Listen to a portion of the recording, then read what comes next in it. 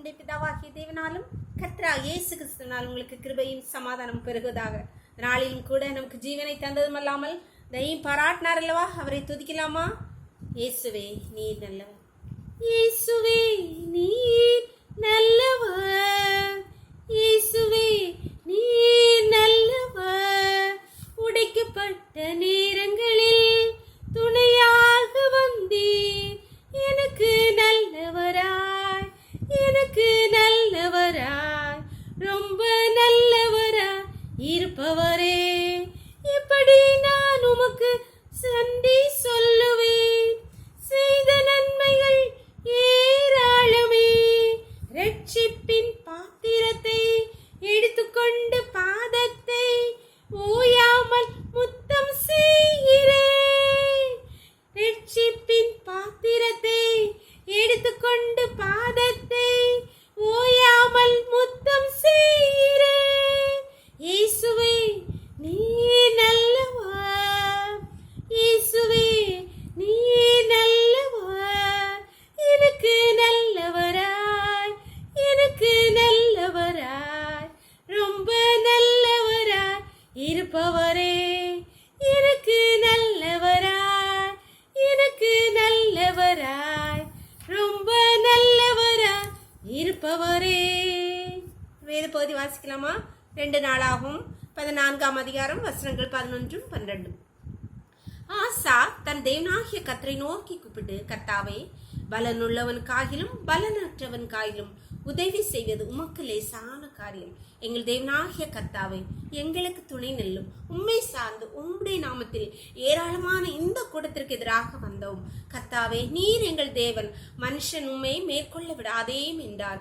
அப்பொழுது கர்த்தர் அந்த எத்தியோப்பியரை ஆசாவுக்கும் யூதாவுக்கும் முன்பாக முறிய அடித்ததினால் எத்தியோப்பியர் ஓடி போனார்கள். ராஜாவாகிய ஆசா விரோதமாகவும் இஸ்ரவேல் ஜனங்கள் அனைவருக்கு விரோதமாகவும் எத்தியோப்பியர் 10 லட்சம் வீரர்களோடு வருகிறார்கள். அப்பொழுது ஆசாவும் ஜனங்களும் மிகவும் பயந்து போனார்கள்.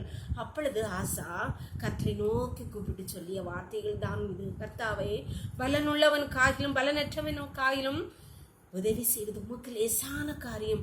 நாங்கள் உம்மை சார்ந்து வந்திருக்கிறோம் அப்பா.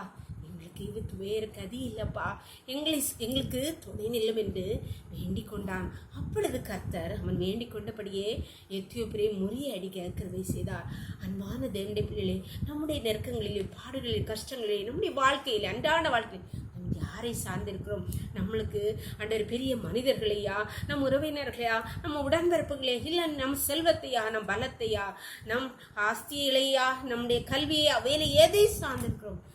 ஆசாவை போல கர்த்தரை சார்ந்து, கர்த்தாவே நீரே எங்கள் கதி, நாங்கள் உண்மை சார்ந்து வந்திருக்கிறோம், எங்களுக்கு துணை நில்லும் என்று கேட்பீர்களாக.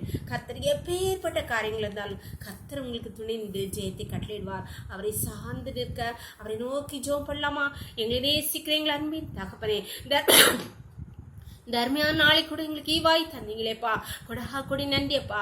நாளின் காலை முதல் எம்மட்டுமாய் உம்முடைய தயவுள்ள கரம் கிருபை எங்களை தாங்கினதேப்பா, அதனாலே பிழைத்திருக்கிறோம் தகப்பனே.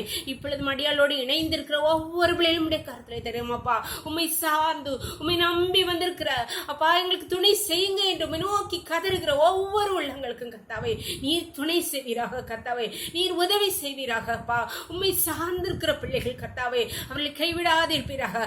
ஒவ்வொரு பிள்ளைகளும் நன்மையினால் நிரப்புவீராக. உம்முடைய கருத்திலே ஒவ்வொருவரையும் தாழ்த்தி தருகிறோம். இந்த ரோக்களை மூடி மறைச்சுக்கோங்க.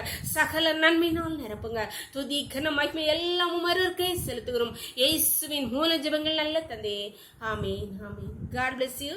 கர்த்தர் உங்களை ஆசீர்வதிப்பாராக. ஆமென்.